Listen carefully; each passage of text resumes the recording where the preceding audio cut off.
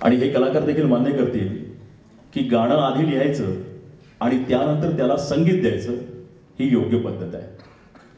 पण कधी कधी काही वेगळे प्रयोग करण्याची इच्छा काही प्रयोगशील प्रतिभावंत संगीतकारांना होते. आता धाकटी बहीण या चित्रपटासाठी संगीतकार प्रयोगशील संगीतकार बाबूजी सुधीर फडके यांना असाच एक वेगळा प्रयोग करावा असा वाटला. त्यांनी खेबुडकरांना सांगितलं की खेबुडकर, या चित्रपटातली सगळी गाणी तुम्हाला चालींवरून लिहावी लागतील. खेबुडकरांनी हे मान्य केलं आणि जे दिग्दर्शक होते त्यांच्याकडून त्यांनी कथेचं सूत्र ऐकून घेतलं. कथेचं सूत्र असं असतं की नायक हा गुन्हेगार असतो, त्याला सुधारण्याचा विडा नायिका उचलते, त्या ती यशस्वी होते आणि मग आनंदाच्या भरात रानावरात भटकत जे गाणं म्हणायचं असतं ते गाणं या ठिकाणी जगदीश खेबुडकरांना लिहायचं होतं. आणि मग बाबूजी खेबुडकरांना चाल ऐकून दाखवली. अर्थात शब्द नव्हते, त्यामुळे बाबूजीने ही चाल डड्डाची बाराखडी घेऊन खेबुडकरांना ऐकवली. आणि पुढे खेबुडकरांना त्यांनी सांगितलं की बघा खेबुडकर, पहिल्या ओळीतला पहिला शब्द हा 2 अक्षरांचा निवडा, दुसरा शब्द 3 अक्षरांचा निवडा. 2 3 2 3 4 2 2 4 शब्दांची कवायत सुरू झाली. आणि तेवढ्यात कॅमेरामन आले. त्याने खेबुडकरांना सांगितलं की खेबुडकर, हे जे गाणं आहे ना, हे आम्ही आउटडोअरला शूट करणार आहोत, त्यामुळे तुमच्या काव्यामध्ये निसर्गातले जेवढे सुंदर घटक आहेत, पानं, फुलं, दवबिंदू, कळ्या, पाकळ्या, सागर, ओहोळ, नदी, नाले, जे जे काय सुंदर घटक आहेत ते तुमच्या काव्यात घडा. आणि तेवढ्यात कॅमेरामन आले. ते म्हणाले की तुम्ही आजपर्यंत अनेक गीतं लिहिली आहेत, पण हे गाणं ऐकताना प्रेक्षक असे धुंद झाले पाहिजे.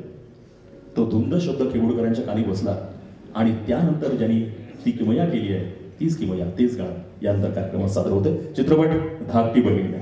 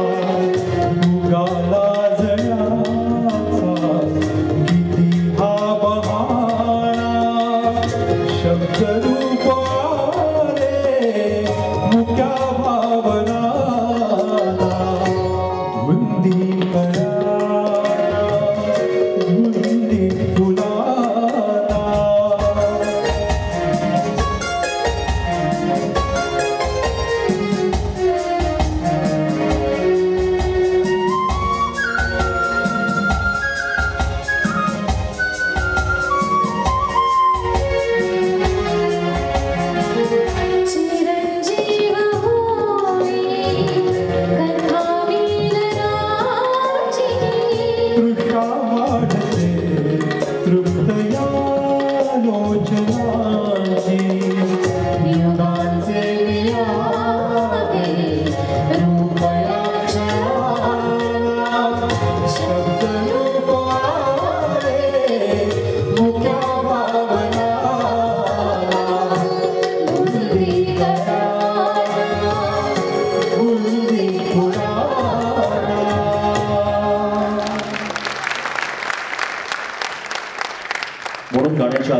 कथा सांगितली होती आणि जी काही आकडेमोड होती बघा, प्रतिभावंत मंडळींनी काय करून ठेवलंय, 2-3 2-3 4-2 2-4 आहे ना बरोबर.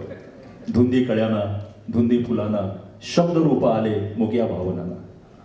आणि कथा सांगितली होती म्हणून नायिकेने नायकाला सुधारलंय आणि म्हणून ती रानवनात भटकत हे गाणं म्हणते. आणि म्हणून जगदीश केबुलकर लिहितात की तुझ्या जीवनी नीतीची जागा आली, माळ राणी या प्रीतीची बाग झाली, सुटे आज माझ्या सुखाचा उखाणा, शब्द रूप आले मुक्या भावना.